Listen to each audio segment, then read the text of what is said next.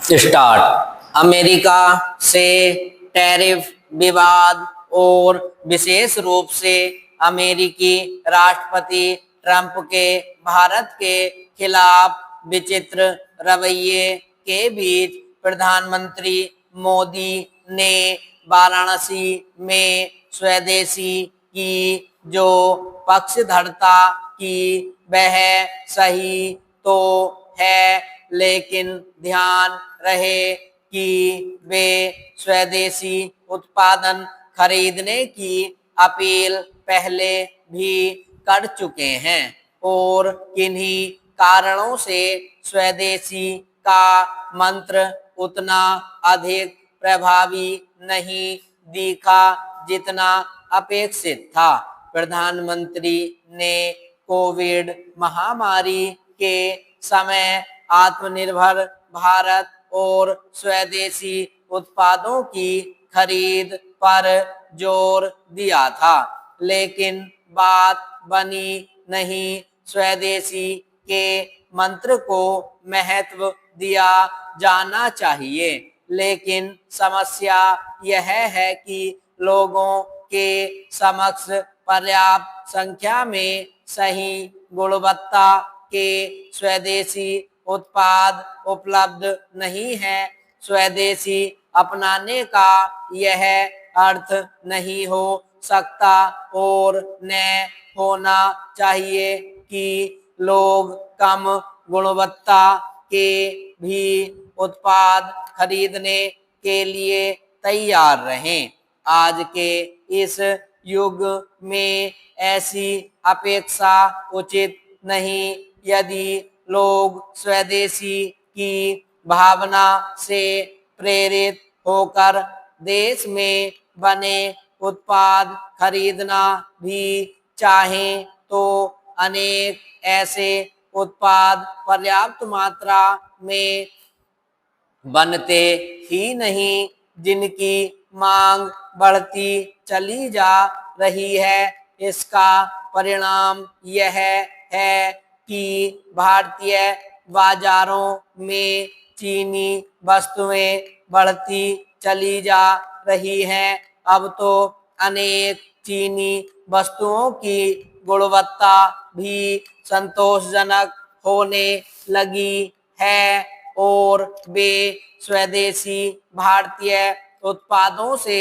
कम मूल्य की भी होती हैं। इसकी भी अनदेखी नहीं की जा सकती कि एक बड़ी संख्या में भारतीय व्यापारी चीनी वस्तुओं का आयात करना अधिक पसंद करते हैं। चीन अभी भी दुनिया का कारखाना बना हुआ है। जैसे दुनिया के अन्य देश चीनी उत्पादों पर अपनी निर्भरता कम नहीं कर पा रहे हैं, वैसे ही भारत भी इस मामले में सक्षम नहीं। ऐसा क्यों है? इस पर हमारे नीति नियंताओं को गंभीरता से विचार करना होगा। विराम चिन्ह। यह ठीक है कि प्रधानमंत्री और उनके सहयोगी कई बार स्वदेशी उत्पाद खरीदने की जरूरत जता चुके हैं, लेकिन क्या हमारे नौकरशाह इसके लिए तत्पर हैं कि भारतीय कारोबारी इस आवश्यकता की पूर्ति करने में सहायक बन सके?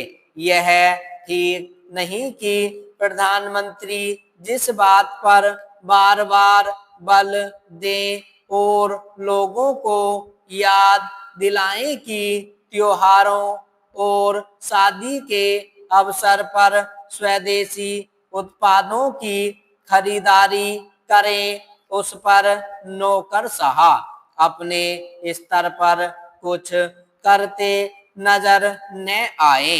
यह एक सच्चाई है कि कारोबारी सुगमता के तमाम दबावों के बावजूद हमारी नौकरशाही लाल फीताशाही से बाहर नहीं आ पा रही है।